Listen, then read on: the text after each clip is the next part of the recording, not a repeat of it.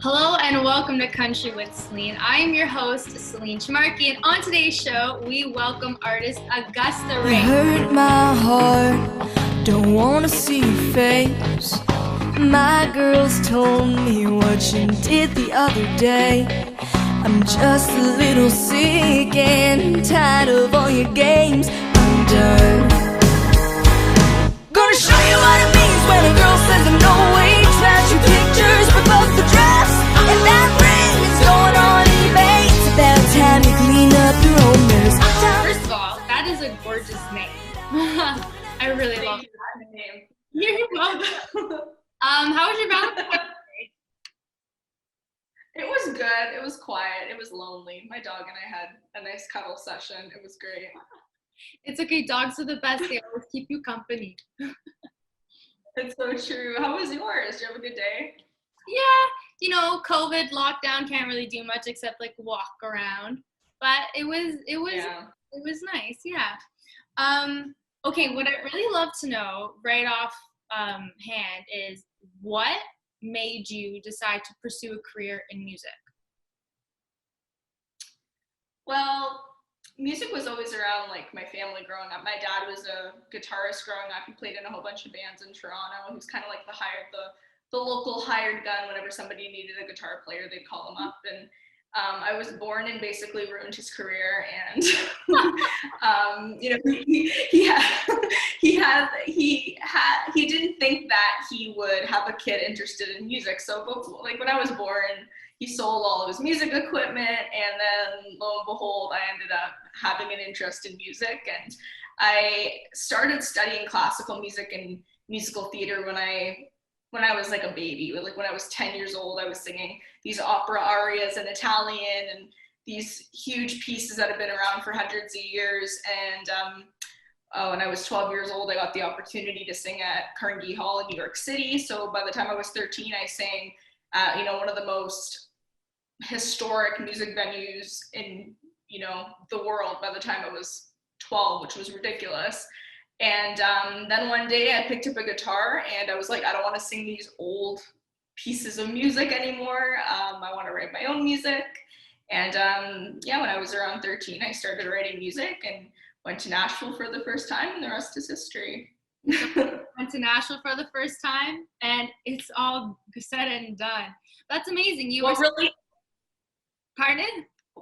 What really happened was I went to one of the malls in Nashville, and it was a really nice mall, and that was when I knew that I wanted to move there because the mall was just so nice. That's adorable. Oh my gosh. And they got good deals too down in the States. So win-win. That's amazing that you were surrounded by music for your whole childhood. And I was going to say your voice is really unique. So who did you idolize growing up? What was there a specific artist that you really looked up to? Yeah, like when I was younger, like my mom was definitely the country girl, and my dad listened to, like, going through his record collection was like a lot of rock artists. So I grew up listening from everything to like Creedence Clearwater Revival to Janis Joplin to Jimi Hendrix to my mom, who loved Shania Twain and John Denver and a lot of the older country artists, And I think having that mix of the country and the rock kind of shaped, the way I am on stage and the way I record my music and the way I ultimately write my music. So yeah, definitely a lot of country, a lot of rock influence. Yeah, a lot of influence from. It's amazing how like you can listen to so many different artists, and then if you want to pursue a career in music, it's like all those influences that you like took in when you were younger, it just comes out of you. Just subconsciously, yeah, exactly. Yeah, it's so neat. And you toured. Okay, going forward now, you toured with Brett Kissel. I saw that, and first of all, I thought that was crazy. That's so sick. But so what is that tour like? Because like I would never know what a tour life is like on the road. So how did you enjoy that? Oh, it was ridiculous. It was awesome. I hopped on his tour in North Bay. So it was weird. It's like his management was like, we know you're from Toronto, but here, come sing with him in North Bay. So I had to travel all the way to North Bay, and which was awesome. Great energy from the crowd for sure. But it's cool because seeing Brett on Instagram and seeing him, you know, his YouTube videos, like I was a fan of his family first and foremost. Like I love his wife Cecilia and his 3 little kids. So like seeing her backstage with the babies was just like so sweet, and seeing him as a dad first and foremost, but being able to, you know, hang out with the boys and rehearse and do sound check and whatever, like seeing him, you know, be the dad and be the rock star at the same time was really amazing for me, because I think that's what a lot of people don't get from Brett on social media and what people don't understand. But yeah, no, it was super cool. It was really, really awesome. That's a really cool experience. And I'm sure you're going to have plenty of those experiences continuing, even maybe not 2021 because of COVID, but who knows, 2022, 23. Yeah, I think we're all just in limbo right now. We're just waiting for something to happen. But you know what? It's a good time to develop and work on new stuff. And, you know. As you were mentioning prior to the interview here, you write a lot of your music now on Zoom because we can't have any sessions when you actually go into a studio anymore. So how is that like? You know what? At first, it was a little weird for me. I'm not, you know, even though I'm a 90s kid and people think like, oh, you were born knowing technology. It's like, I'm a very old school person. Like even when I write my music, I literally write with a pen and like a piece of paper, because I don't want to erase anything in case anything's good and I can go back to it later. So like writing on Zoom, like I prefer to be in an actual room with somebody. And, you know, it's hard when you have an idea and there's either feedback or something, or the connection's bad and you're trying to explain an idea and they're like, what did you just say? Or, but no, it's definitely, I mean, this is the times we're in, right? I mean, we're all trying to learn, and, you know, it's a good time to learn new things this year in 2020 as well. So, you know, at this point, I mean, why not? Yeah, you just learn to adapt to it as well. Exactly, that too. I'm learning. Like how you can change the backgrounds and writing, yeah.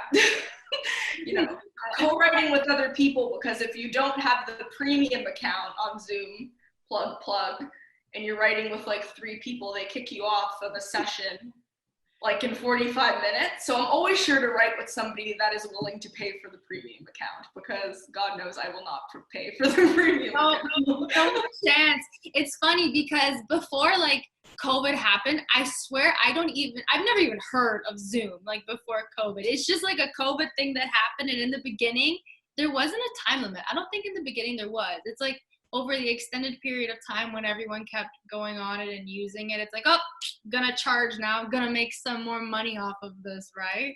Exactly. Yeah. And you traveled back and forth because you have a home in Nashville as well, correct?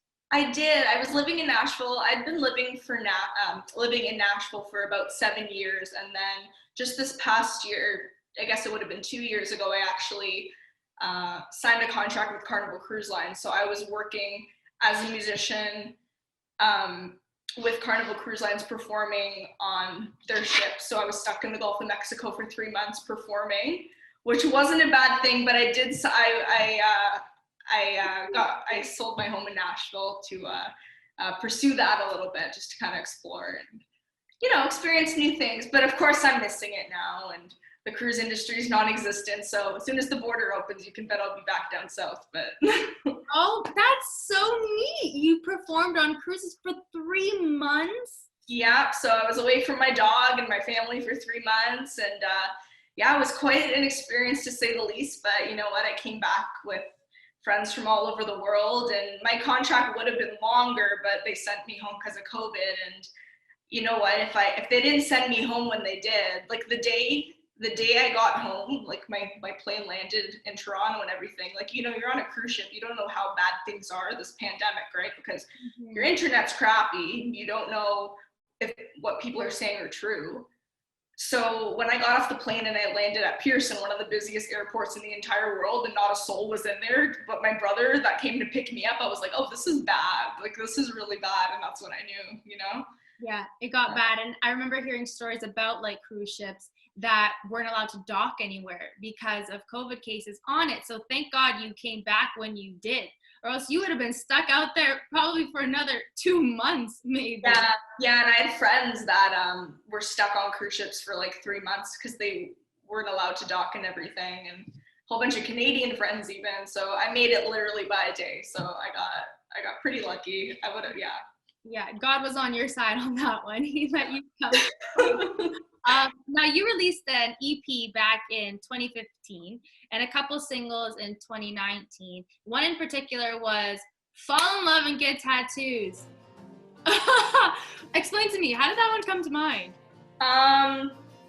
So I got a couple really ugly tattoos in Mexico, and I decided to write a song about it. Partially. This ain't 1922.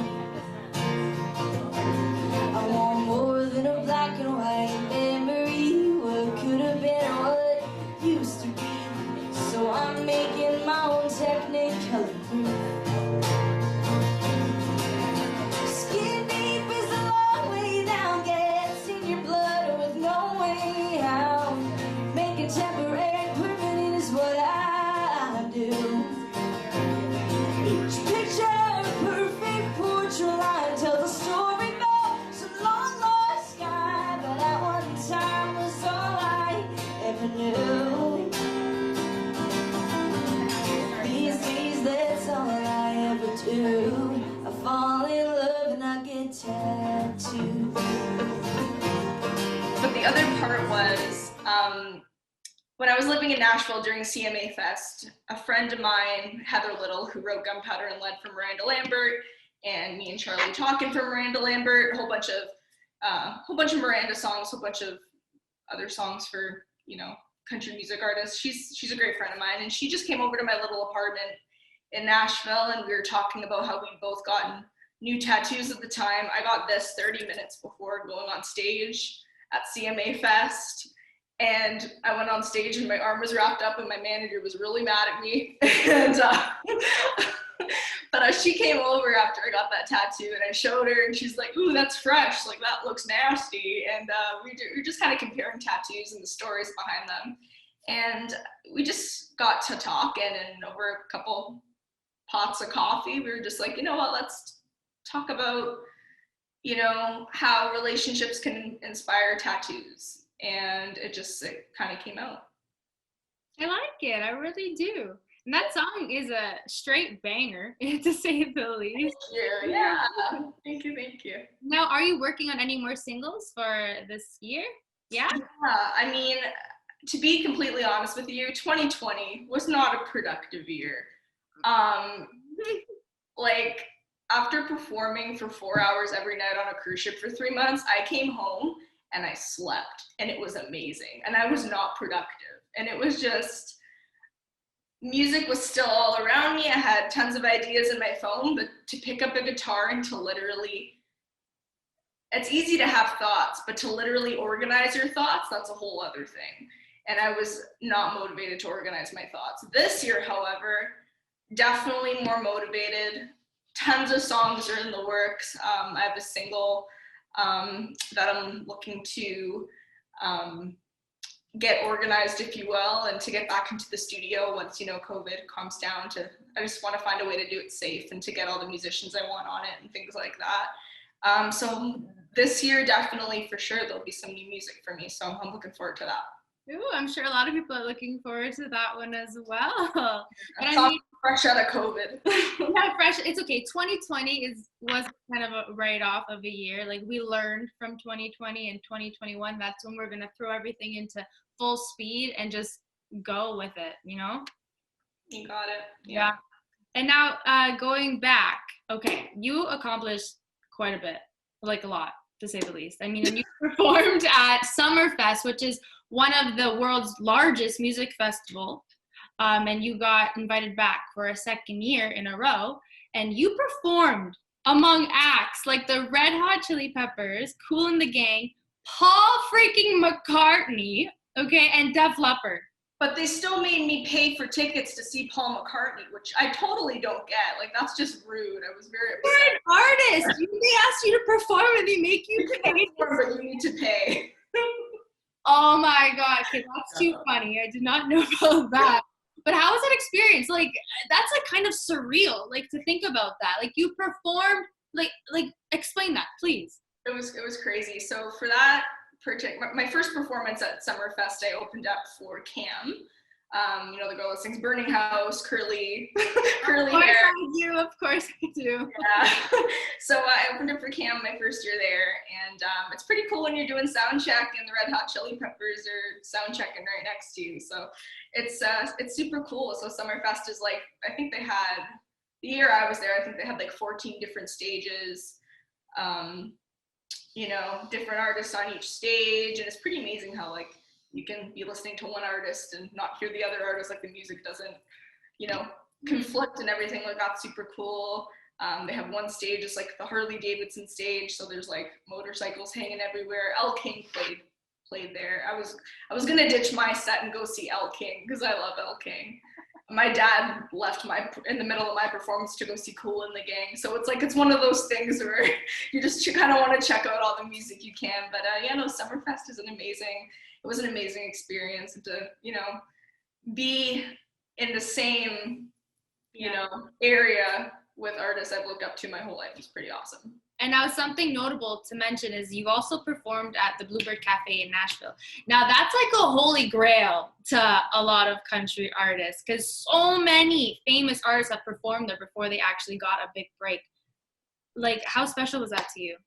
I cried a lot. I cried a lot. I actually, I performed the same night as, actually got to, I guess I technically opened for him. I opened for J.T. Harding, who wrote songs like Sangria for Blake Shelton and Come Over for Kenny Chesney and Smile by Uncle Kracker. And he was just there doing his thing and came up to talk to me after. And he asked me, he's like, hey, how long have you been in Nashville for? You know, you're not bad for a little 5'3" chick. And I said to him, I'm like, you know, I've been here for 7 years. And he's like, it's a 10-year town. Only a few more years and you'll make it. And I died. So close. You're so close. But then you ended up leaving your home in Nashville. I don't know. I have to start all over again. Our friend, you got until like 45. But yeah, no, it was like, it's a 7-year town. Only a few more years. But it was funny because a few months before that Bluebird performance, I met J.T. Harding at the Country Music Awards of Ontario when they were in, where were they? They were in Ottawa. So it was cool to have another, I think he's from Detroit originally, but to have someone from so close to home kind of in Music City to like play a show with them was kind of cool. So you get a lot of Canadians, but you know, closest thing to, you know, Toronto for that. Yeah. Yeah. No, yeah, Detroit. Yeah, that's true. Okay, so just out of curiosity, who have you met that is like, oh my God, like to you, like a Luke Bryan, or like, did you actually get to meet like Paul McCartney? Sorry, just going back here. Did you get to meet any of them or no?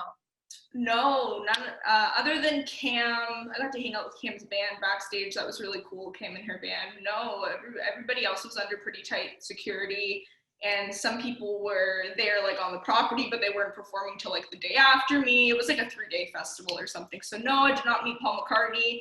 If I did, you would definitely hear about it. It would be all over my website, and I would just create an Instagram account dedicated to how I met Paul McCartney that one time because I would have lost my cool.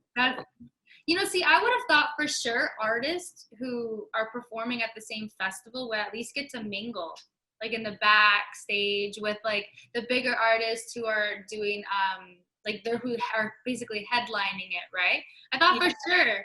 That's kind of bummy.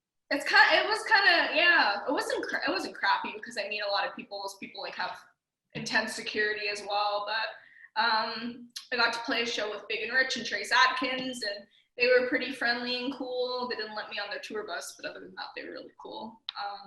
Michael Ray, meeting him was awesome, and most recently Tim Hicks, which was super cool. Little Canadian pride. So Tim Hicks, gotta love him. He's great. He always gets you amped for hockey games. Hearing his. And now, before I let you go, you're a huge mental health advocate, and I know in times like these, everyone is suffering with mental health. So what's something that you would love to share to people who are going through a tough time right now? You know, there's a lot I could say. you know, diet culture is something super, you know, disheartening for me. Like when people post that they've gained weight and they're upset about it, like it breaks my heart. Like, I mean, the quarantine 15, you know, everybody's eating chips and sitting on their couch. Like, what else are you gonna do? But you know what? It's okay. Like, I mean, you're one day away from getting back on track. You're one day away from, you know, being the next better version of yourself. Just because you gained that quarantine 15 doesn't determine your worth, you know? So, I mean, so as someone who has overcome anorexia, bulimia, it's kind of like super annoying to see that, you know, diet culture is a thing. Like, try this new diet, try this new skinny tea, try this, try that, you know? But how about we just eat and be happy, you know? Like, work out when you feel like working out. Don't work out to burn the calories. Work out because you feel like moving, you know? So I think just kind of just hang in there, you know? Just, you know what your body needs. If you want the cookie, eat the darn cookie. Don't talk about it. Don't tell your friend I ate a cookie. I feel bad about it. You know what? Eat the cookie. And that's it. That's my advice. Eat the cookie. Yeah. I know 2020, it's been hard for like everyone too. I mean, yeah, okay, you gained 10 pounds, 15 pounds, whatever it may be. Like, it's not really a big deal. Like, you can shed that whenever you feel like it. Go right ahead. Like, it's not a big deal. Every day is a fresh start as well, right? So if you want that cookie today, eat the freaking cookie. Bada bing, bada boom. Especially as Italian girls, we need the biscotti, you know? Like, I love how you knew I was Italian, girl. I love it. But thank you so much for joining me today on Country with Celine. Anytime. It was such a pleasure chatting with you, and I'm looking forward to chatting with you again, and I can't wait to hear more music to come. So nice meeting you. No one